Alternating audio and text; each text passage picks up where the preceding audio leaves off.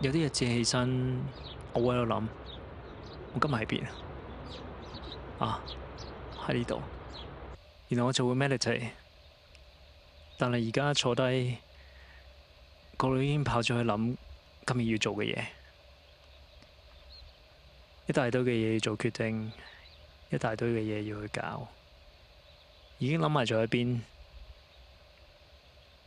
跟住就會坐喺度對住部電腦12、13、14個鐘，做緊一啲都唔知有冇結果嘅嘢，但係覺得幾啱，方向啱，好似真係我想做嘅嘢咁，咁就應該繼續做啊！但係心入邊成日都會喺度問，我而家做緊嘅嘢，究竟應唔應該繼續做落去？前幾日我仲好肯定，今日嘅我就唔係咁肯定。喺路上面都差唔多2年啦，識到嘅人都會問你最鍾意邊個國家，最想留喺邊度住？我答唔到。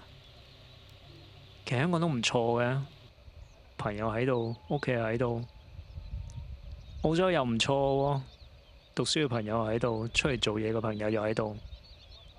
我成日都諗住揾個地方留低，但係會唔會我只係揾個藉口，等我可以繼續喺度走嚟走去。喺路上面識到嘅人，自己一個行嘅又有，一對對行嘅又有，傾得埋嘅，大家都有同一個諗法。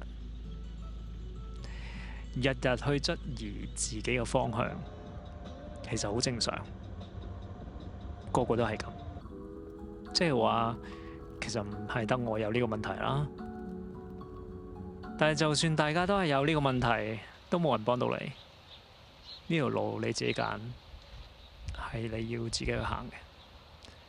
我好早就知道，就算其他人話俾我知我行錯都好，我都要自己去行過先知究竟係啱唔啱我。我覺得好多嘢都唔係話啱定唔啱，每樣嘢係嘥咗嘅，每一個決定，每一個經歷，成唔成功都好啊，都有啲得着嘅。所以到最後都係剩返你同你自己一個坐喺度，自己同自己傾啦。